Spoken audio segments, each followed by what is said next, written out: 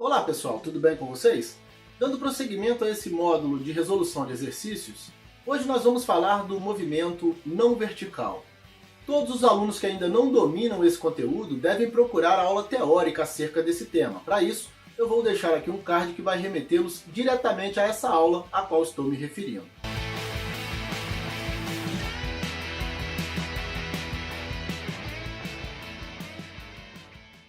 Bem, como a gente sempre faz, vamos aos exercícios de aplicação para a gente fixar o conteúdo. Uma escada rolante tem movimento ascendente ligando o piso A ao piso B. A velocidade da escada em relação ao solo é de 5 metros por segundo. Um garoto sobe por essa escada com velocidade de 3 metros por segundo em relação a ela. Qual a velocidade do garoto em relação ao solo? Nós vimos isso na composição de movimentos no mesmo sentido. Então vamos lá. Ó. A velocidade do garoto em relação ao solo será a velocidade do garoto somada à velocidade da escada. Isso porque ambos estão no mesmo sentido e na mesma direção. Então, a velocidade em relação ao solo será 5 mais 3, logo 8 metros por segundo. Exercício muito simples, mas precisa dessa interpretação. A velocidade do garoto em relação ao solo, que eu chamei de VS lá, é igual à velocidade do garoto somada da escada, logo 8 metros por segundo. Pessoal, se o garoto estivesse descendo a escada, se ele estivesse descendo a escada, a velocidade dele em relação ao solo seria a velocidade da escada menos a velocidade que ele está descendo. Isso, lógico, mantendo as velocidades as mesmas, né? Então, a velocidade dele em relação ao solo seria de 2 metros por segundo. Tudo bem? No item B, ele quer saber quanto tempo o garoto gasta para ir do piso A até o piso B. Bom, aqui é o seguinte, a gente percebe que aqui nós temos um triângulo retângulo, né? Aqui, o triângulo aqui é retângulo aqui, certo? Aqui o triângulo retângulo. Ele tem catetos 16 e 12. Então, para saber o tempo que o garoto vai levar para subir, eu preciso saber as dimensões da escada, tá certo? Quanto mede a escada, o comprimento dela. E para isso, teorema de Pitágoras. Porque a medida da escada ao quadrado é igual à soma dos quadrados dos catetos. Isso aqui será 144 mais 256. Isso aqui vai dar 400, logo a escada mede 20 metros.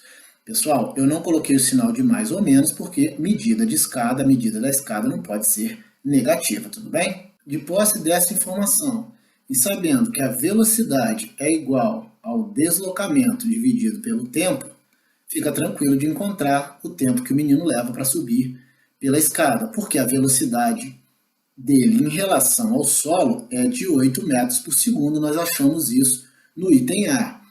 Igual a 20, porque a distância é o comprimento da escada, dividido pelo tempo.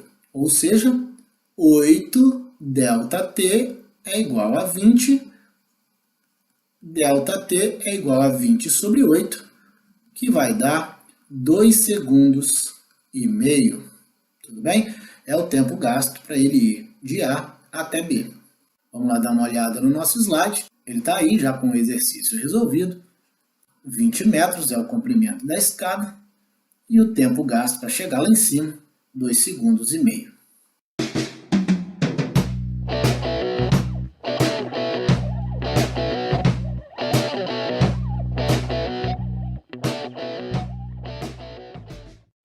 Um corpo é lançado obliquamente para cima, com velocidade de 100 metros por segundo sobre um ângulo de 30 graus, com a horizontal, do alto de uma elevação de 195 metros de altura.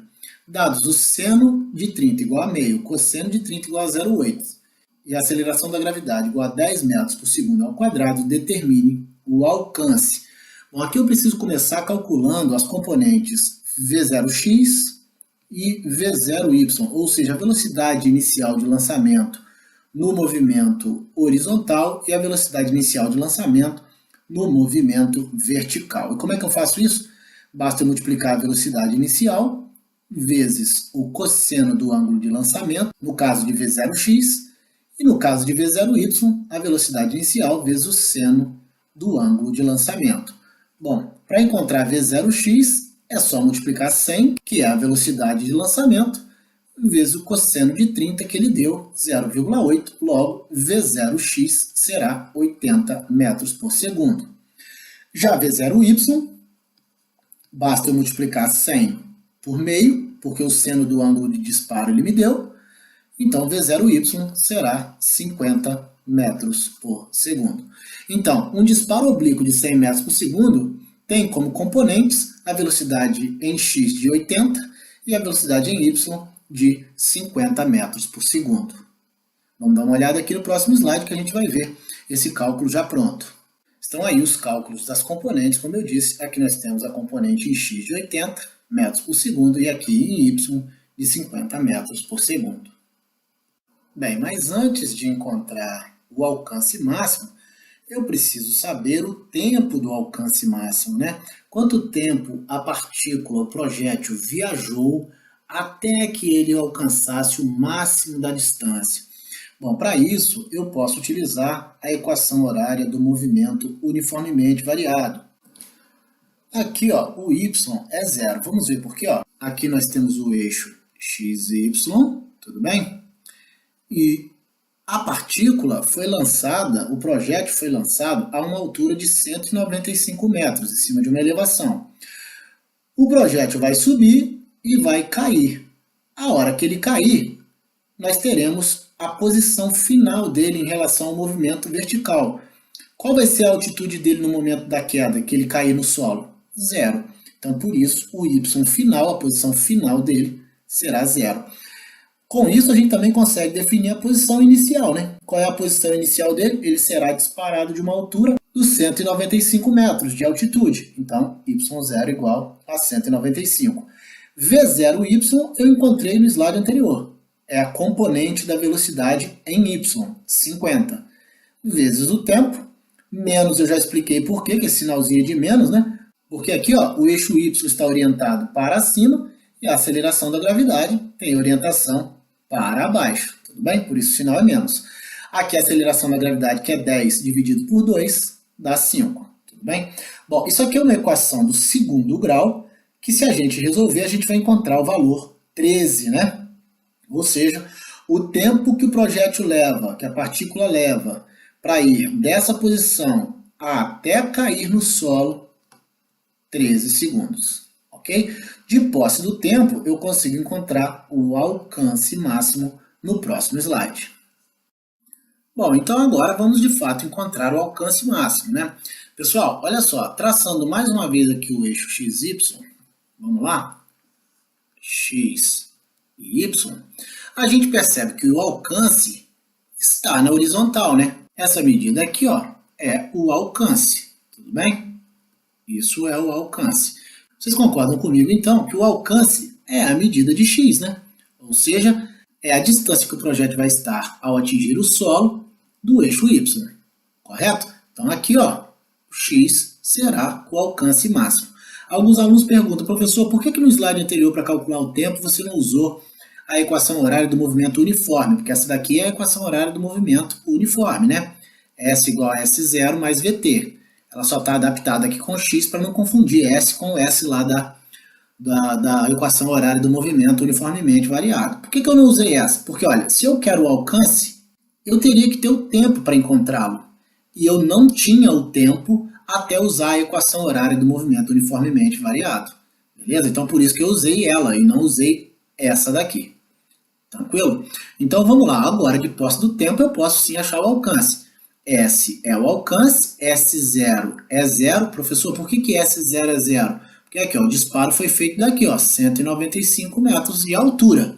Mas qual era a distância dele inicial em relação à horizontal? Agora nós estamos fazendo análise horizontal. Era 0, né? Porque aqui, ó, nós estamos exatamente no ponto 0 sobre o eixo x. Tudo bem? Bom, mais a velocidade inicial em x, que a gente achou lá no primeiro slide, é a componente em x, 80, vezes 13 segundos, que foi o tempo que eu acabei de encontrar no slide anterior. 80 vezes 13, 1440. É essa distância aqui que o projétil vai alcançar até cair no solo, em relação ao eixo X, em relação à horizontal.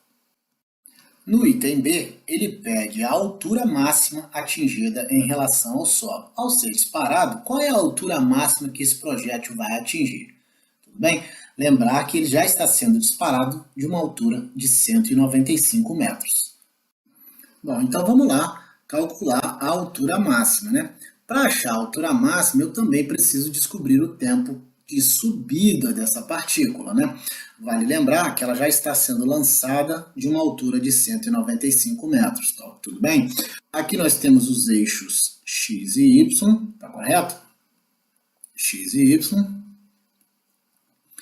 E ele está dizendo aqui, ó, que a velocidade y, a velocidade final na vertical, nós aqui estamos fazendo uma análise apenas do movimento vertical, né? É igual a zero. Por que isso? Nós vimos isso lá no movimento vertical, no lançamento vertical, né? Quando uma partícula é lançada para cima, ao atingir a sua altura máxima, ela precisa cessar o seu movimento de subida para começar a descer. E nesse momento a velocidade zera. O mesmo acontece no lançamento oblíquo. Ó. A partícula sobe, diminuindo sua velocidade até que ela zera, para começar a descer. Aí a sua velocidade começa a aumentar de novo, tudo bem? Então aqui eu sei que na altura máxima a velocidade y será zero. E por isso eu já posso usar essa equação aqui, ó. Vamos ver? Vy é igual a zero, tá aqui, ó. Acabei de explicar o motivo. V0y eu achei lá no início da resolução do problema, é a componente em y, 50, mais gt, no caso aqui o sinal fica negativo, pelos motivos que eu já expliquei. O eixo y está orientado para cima e a gravidade tem orientação para baixo, né? Por isso aqui é negativo. G é 10 vezes o tempo. Bom, resolvendo essa equação do primeiro grau simples, eu vou encontrar um tempo de 5 segundos. É o tempo que a partícula leva para ir de onde ela foi lançada até a altura máxima. Bom, agora de posse da informação do tempo que a partícula leva para chegar na sua altura máxima, eu posso definir qual é essa altura máxima. Vamos lá de novo, traçar aqui os eixos y e o eixo x, tudo bem? E aí é o seguinte, ó, uma informação importante, a gente não pode esquecer que a partícula foi lançada já de uma altura de 195 metros. Então aqui, ó, daqui até aqui, ó, daqui até aqui tem 195 metros. Então ela foi lançada para cima, ok? Ela vai atingir lá a sua altura máxima, até que depois ela vai começar a cair, tudo bem? Bom, então, por conta disso, concordam comigo que o valor y final vai ser uma altura y aqui marcada no eixo y? É por isso que a altura máxima eu vou chamar de y. E qual será a altura inicial do lançamento? y0. O problema não disse que a partícula vai ser lançada já de uma altura de 195 metros, então y0 é 195 metros. A velocidade componente em y é 50, a gente achou lá no primeiro slide. O tempo eu acabei de achar no slide anterior, 5 segundos. O sinal negativo é por conta da trajetória, né? O eixo y está orientado para cima e a gravidade tem orientação para baixo. A gravidade é 10, que dividido por 2 dá 5. E o tempo ao quadrado, o tempo também nós encontramos no slide anterior, ok? Resolvendo isso aqui, ó, 195 mais 250 menos 125, estão aqui esses valores, vai me dar uma altura máxima de 320 metros de altura. Então, ao ser lançado de 195 metros, a partícula atingiu uma altitude, uma altura máxima de 320 metros. Tudo bem? Se ele perguntasse qual a altitude em relação à posição de disparo, ele estaria querendo apenas esse pedaço aqui, eu estou correto? Bastaria fazer 320 menos 195 para encontrar quanto vale esse pedacinho aqui. Tudo bem? Mas ele quer a altura total em relação ao solo.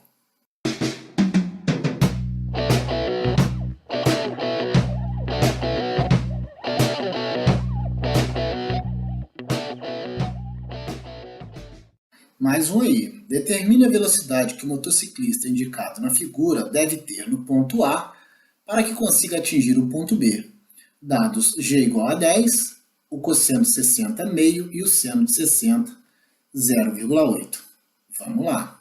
Bom, como a gente já está habituado, a gente precisa calcular as componentes V0x e V0y para entender o que acontece no movimento vertical e também no movimento horizontal. Vamos lá. Como é que eu calculo a componente em x? Basta fazer V0 vezes o cosseno do ângulo. Só que aqui ele não me deu qual era a velocidade inicial. Não tem problema, a gente pode achar uma velocidade componente para x parcial. E como? Multiplicando o cosseno de 60, que é 0,5, por V0. Quando eu encontrar V0, eu saberei qual é a componente em x. Para a componente em y, a mesma coisa. Eu vou fazer V0 vezes o seno de 60, eu não tenho V0, mas posso encontrar uma parcial. Quando encontrar V0, eu saberei qual é a componente da velocidade em y. Tudo bem? Bom, como a gente já viu, para encontrar o alcance e a altura máxima, eu preciso saber o tempo, né? O tempo que a motocicleta vai levar para ir do ponto A até o ponto B. E para isso eu vou usar a equação horária do movimento uniforme. Então vamos aqui, ó. X é igual a 5, por que mesmo? Bom, 5 é a medida que vai daqui, ó, de A na horizontal até B. Então aqui é 0 e aqui é o ponto 5, tudo bem? 5 metros. Então x é essa distância, 5 metros. Igual a x0, que é 0, exatamente porque o salto vai ser na horizontal a partir do ponto 0, mais 0,5 vezes 0, lembra no slide anterior? É o valor parcial para V0x. Eu não tenho o valor de V0x, mas sei que ele é 0,5 vezes a velocidade inicial, vezes o tempo, tudo bem?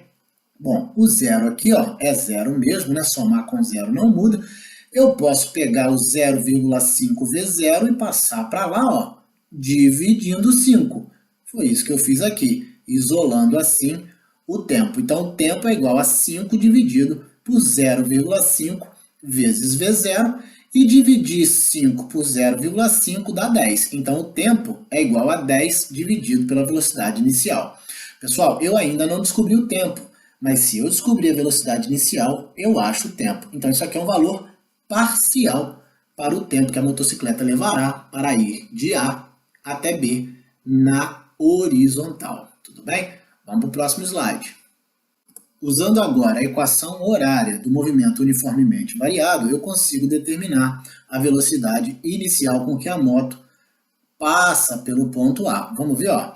Y é igual a 0. Professor, por que y é igual a 0? Galera, a hora que a moto cair aqui no ponto B, ó, qual vai ser a altitude dela em relação ao solo? 0. Então, o y final, o último y da moto, será 0, tudo bem? Lembrando que eu estou fazendo a análise agora na vertical, hein? Então, y igual a 0. E y0? Y0 é 12. Por que mesmo? Olha aqui, ó.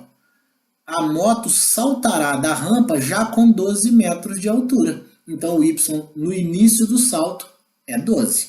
Mais 0,8 vezes V0. De onde você tirou isso aí, professor? Lá do primeiro slide. É o valor parcial que a gente encontrou para a componente V0y, beleza? A gente não tem o valor de V0, por isso a gente não tem como saber exatamente quanto é V0y, mas a gente sabe que ele é 0,8 vezes V0, vezes o tempo. O tempo nós encontramos no slide anterior, a gente também não tem como definir o tempo final, né? Que a gente não tem V0, mas a gente sabe que ele é 10 dividido pelo valor de V0. Isso a gente já sabe, foi isso que eu coloquei ele aqui.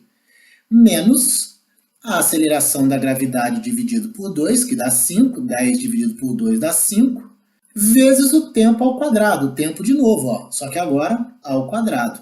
Lembrando mais uma vez que o sinal aqui é menos, porque y está orientado para cima e a aceleração da gravidade tem orientação para baixo, tudo bem? Pois bem, fazendo os cálculos aqui, ó, eu vou ter 0 igual a 12 mais, pessoal, V0 simplificar com V0 dá 1. Eu posso simplificar porque aqui eu tenho uma multiplicação e uma divisão, né? 0,8 vezes 1, que deu aqui na simplificação, vezes 10, 8. Menos, aqui ó, 10 ao quadrado dá 100, né? 5 vezes 100, 500. E aqui embaixo tem V0 ao quadrado, tudo bem? O 2 aqui, ó, vem aqui para cima ao quadrado, tranquilo? Bom, agora aqui, ó, 12 mais 8 dá 20. Vamos passar o 20 para o lado de lá, vai ficar menos 20 igual a menos 500 sobre V0 ao quadrado. E como o V0 ao quadrado está dividindo aqui, ele pode ir para lá multiplicando. Então vai ficar menos 20 V0 ao quadrado igual a menos 500. Multiplicando por menos 1, positivo nos dois, não é isso? Positivo nos dois. Então, V0 ao quadrado vai ser 500 dividido por 20, que vai dar 25. Tudo bem? E qual é a raiz quadrada de 25? 5. Então, a velocidade inicial aqui no ponto A será de 5 metros por segundo. É isso que o problema me perguntou. Mas se ele tivesse me perguntado qual o valor das componentes V0x e V0y, nós achamos lá no início que V0x é igual a 0,5 vezes V0. Então, bastaria fazer V0x igual a 0,5 vezes 5, que dá 2,5. E para achar V0y, professor, nós vimos lá no início que V0y é o produto de 0,8 vezes V0. Se V0 é 5, seria então 0,8 vezes 5, que vai dar 0,4. Tudo bem? Tudo isso metros por segundo, né? Porque é velocidade. Se eu tivesse perguntado o tempo que o motociclista vai levar de A até B, bastava vir aqui, ó, e colocar os 5 aqui, ó, no lugar do V0. Quanto é V0? 5, né? Então nós teríamos o tempo igual a 10 dividido por 5.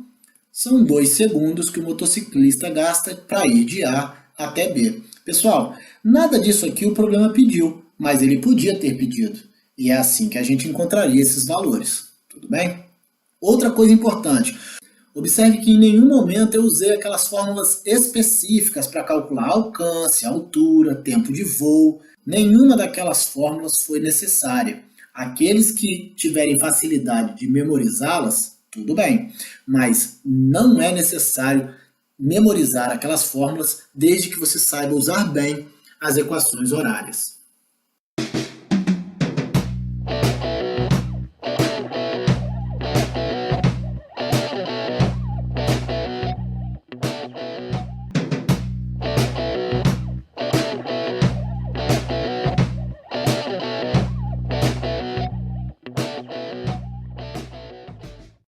Bom, nosso último problema de aplicação, um jato de água sai do bocal de uma mangueira horizontal a 20 metros de altura, atingindo o solo a uma distância de 10 metros. Dado G igual a 10 metros por segundo ao quadrado, determine a velocidade da água ao sair do bocal da mangueira. Trata-se de um problema de lançamento horizontal, né? Observe que aqui nós temos Y orientado para baixo e X orientado para a direita, tudo bem? X e Y, ok? Se Y está orientado para baixo, ele está orientado no mesmo sentido da aceleração da gravidade, ok? Bom, vamos lá. Como eu disse aqui no slide anterior, algumas características já são observáveis aqui no lançamento horizontal, né? A gente sabe que V0y é zero. Vou falar mais uma vez aqui, ó. Quando os objetos são lançados para cima, quando eles atingem sua altura máxima, eles precisam parar o seu movimento de subida para começar a descer. E parar o movimento de subida significa velocidade igual a zero. Nesse caso, a água não está subindo, ela está apenas caindo. Mas ela está exatamente saindo do seu ponto de altura mais alto, né? Então, por isso, a velocidade inicial y, ou seja, a velocidade inicial de queda, é zero. Tudo bem? Bom, também sei que a velocidade x é igual à velocidade v0. Por quê?